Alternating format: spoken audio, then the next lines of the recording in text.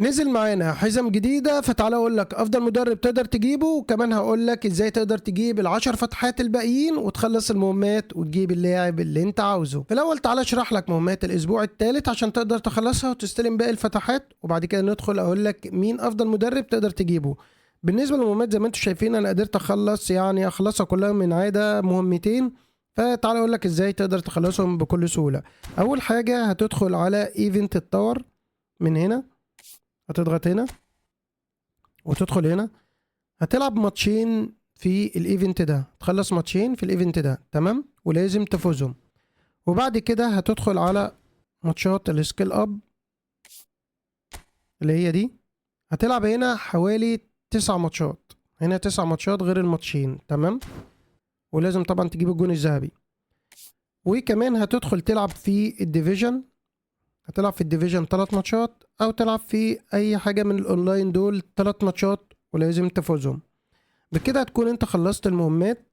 وبعد ما بتخلص المهمات دي هتستلم بقى الفتحات، غير ليك تقريبا 3 فتحات تقدر تاخدهم في تسجيل الدخول اليومي. بعد كده هتقدر تستلم الفتحة رقم 21. طبعا بعد ما تفتح الفتحة رقم 21 هتقدر تستلم الفتحة دي، ودي منها تقدر تختار اللاعب اللي انت عاوزه تمام. طيب خلصنا كده، وبنصحك ان انت ما تجيبش اللاعب غير لما تخلص الفتحات كلها. تعال نشوف بقى الباكجات والحزم اللي نزل الجديده. معانا 3 حزم نزلوا جداد، منهم طبعا مدرب ايطاليا. مدرب ايطاليا ده حكايه ليه بقى؟ بيدرب لونج بول ب 89، وبيدرب الاستحواذ 82، وبيدي الاستامنا ووعي دفاعي، يعني بيدي فيه القوه التحمل والوعي الدفاعي. التحمل يعني اللاعب يستحمل معاك يلعب طول المباراه، فكده انت ضمنت ان الدفاع بتاعك هيكون مصحصح طول الماتش، وطبعا الاستامنا هتخليه ما يتعبش، فدي حاجه حلوه. فانا شايف المدرب ده كده ان هو بيلعب دفاعي اكتر، فلو انت بتلعب على العرضيات هيكون ده مدرب مناسب ليك. عندك مشاكل في الدفاع فهيكون انسب مدرب ليك. لو عندك مشاكل في الدفاع او بتلعب على العرضيات هيكون خيار الامثل ليك تمام. تعالوا نشوف مدرب بلجيكا، وزي ما انتم شايفين بيدي 89 في الكويك كونتر، وبيدي اوت وايت 80، يعني بيلعب هجمة مرتدة سريعة. هنا بول كنترول ووعي هجومي، يعني تحكم في الكورة والوعي الهجومي 1-1.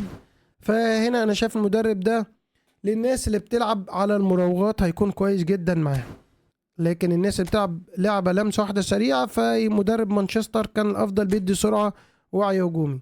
اما بالنسبة لكلايفرت المدرب الثالث معانا، فالاستحواذ 89 و80 في الكويك كونتر، فالاستحواذ عالي، وبيدي في وعي الدفاع، بيدي في قطع الكورة، بيديك هنا في قطع الكورة، وبيديك في اللو باس اللي هو التمرير الارضي.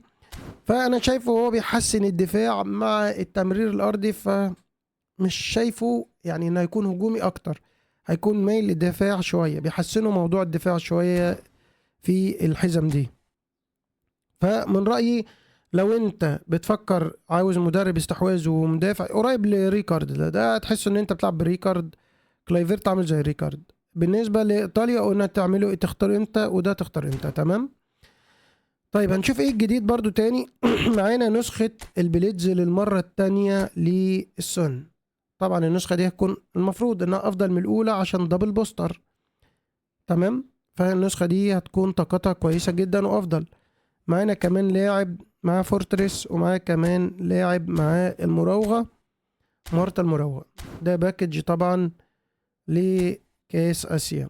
هنا باكج اندونيسيا، باكج برشلونة استلمناه مجانا، خدنا عليه فتحة، انا عملت الفتحة جالي كوندي، فمش عارف بقى انتوا هيجيلكوا مين. باكج نجوم الاسبوع ده انا شايفه مش احسن حاجة، في يعني ما فيهوش يعني حد كويس، متومة، فمش شايف حد. انت افتح وخد اللعب وخلاص. مفيش اي حاجة جديدة، مفيش غير الاحداث. تعال نشوف كده في الشوب، تعال نشوف الشوب كده في حاجة جديدة. شوب النقط الاي فوتبول، يعني انا شايف الاحداث عادية مش واو قوي. فبس هو ده كان الايفنتات بقى تقدر تستلم منها الفتحات المجانية وفتحة في باكج برشلونة، وبس كده. هذا كان فيديو النهاردة، يا رب يكون الفيديو عجبكم. اشوفكم في فيديو جديد، الى اللقاء في حلقات قادمة.